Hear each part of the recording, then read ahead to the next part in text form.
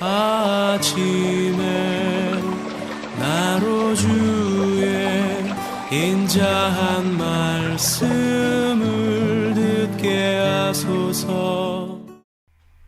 성도 여러분 안녕하세요. 금요일입니다. 오늘도 하나님의 은혜가 여러분들의 삶의 자리에 가득하기를 간절히 소망합니다.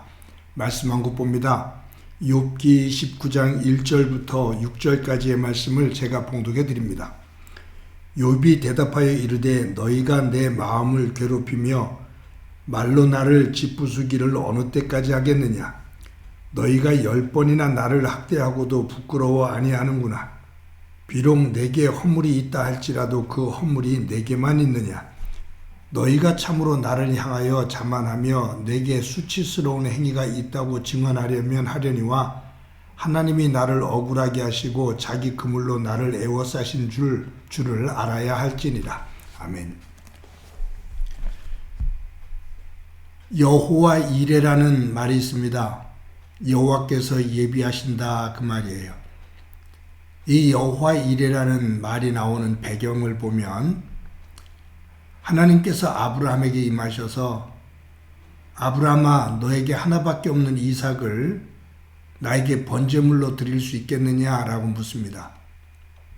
그때 아브라함이 고민을 하지만 그렇게 할 수 있습니다 라고 대답을 해요.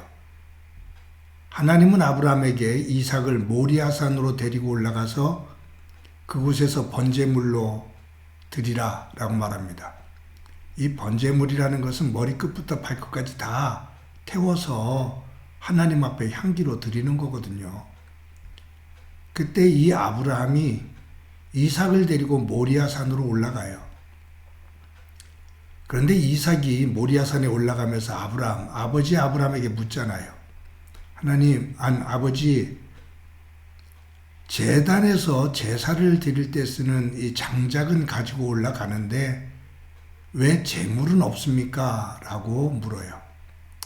아브라함의 억장이 무너지는 질문이죠.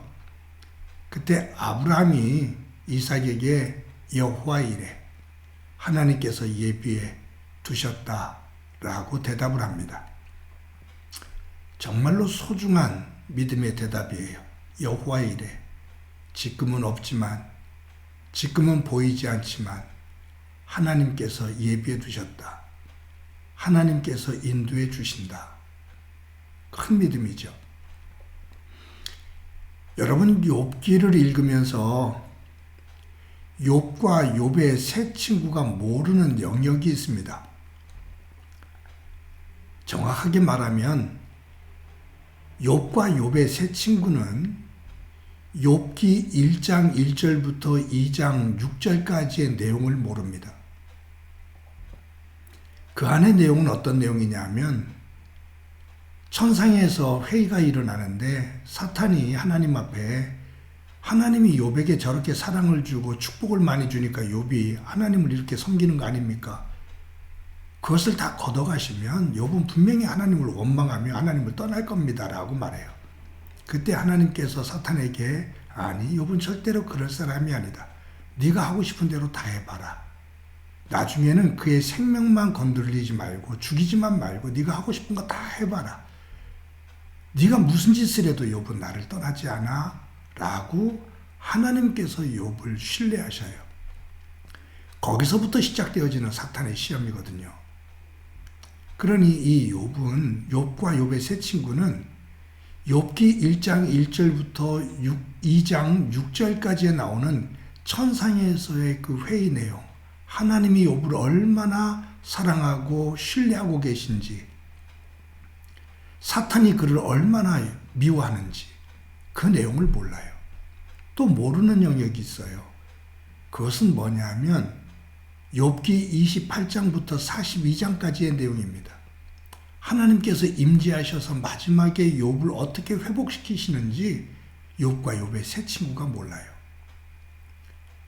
욥과 욥의 세 친구는 자신들의 눈앞에 보여지는 현상, 그 현상을 보고 드는 생각과 감정만을 가지고 정말로 치열하게 논쟁하며 서로를 독설을 가지고 공격을 합니다.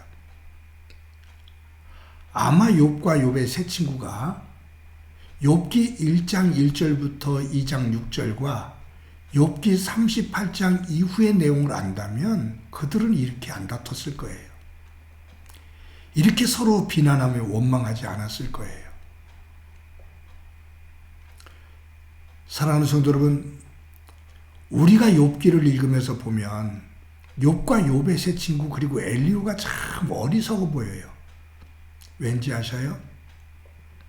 우리가 욥과 욥의 세 친구보다 더 지혜롭고 더 신앙이 크고 똑똑해서가 아닙니다. 우리는 욥기를 읽으면서 욥기 1장 1절부터 2장 6절까지의 내용을 알고 욥기 38장 이후에서 42장까지의 축복된 내용을 알기 때문에 그 속에서 그것을 모르고 논쟁하는 욥과 욥의 세 친구가 어리석어 보일 수밖에 없어요.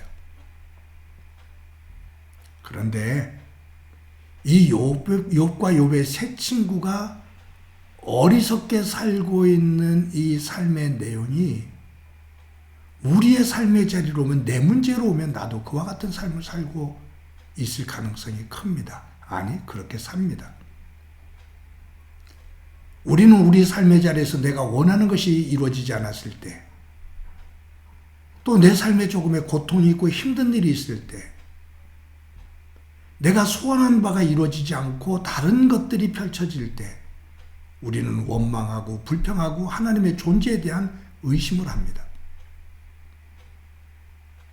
그런데 한편에서 욥기를 중심으로 우리가 우리를 돌아보면 우리가 그렇게 눈에 보이는 것, 내가 지금 서 있는 현장, 내가 눈앞에 있는 사건, 매여 있는 것, 그것 앞과 그 뒤에 하나님께서 어떤 계획을 가지고 어떻게 나를 인도하실지에 대해서 모르기 때문에 우리도 현장에서 원망하고 불평하고 불안해하고 두려워하면서 상대방이 있을 때는 비난하고 욕을 하고 그렇게 살기도 합니다.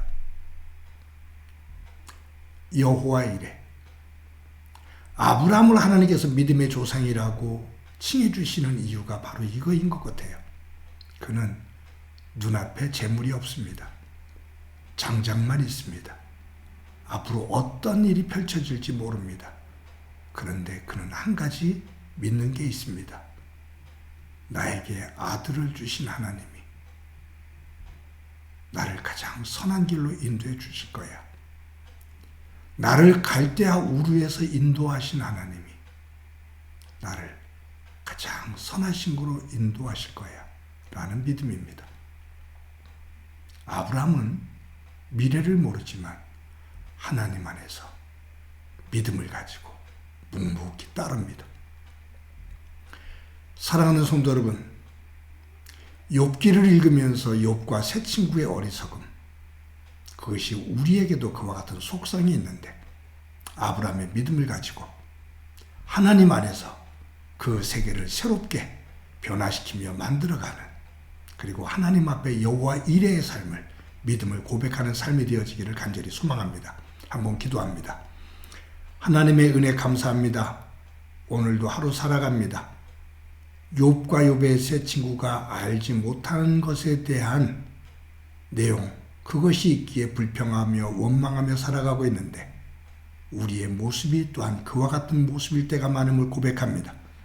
아브라함과 같은 믿음을 가지고 여호와 이레의 믿음으로 승리하는 삶이 되도록 은총 베풀어 주옵소서. 예수님의 이름으로 기도드립니다. 아멘.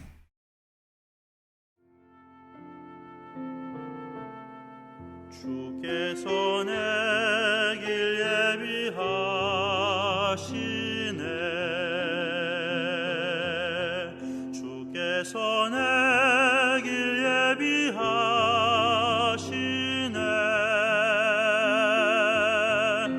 이제 하루하루를 주를 위해 살리라. 주께서 내 길 예비하시네.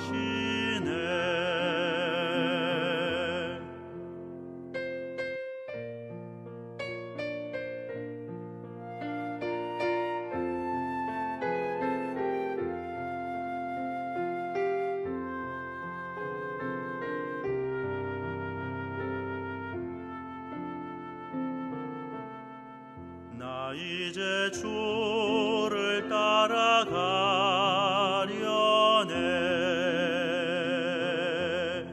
나 이제 주를 따라가려네.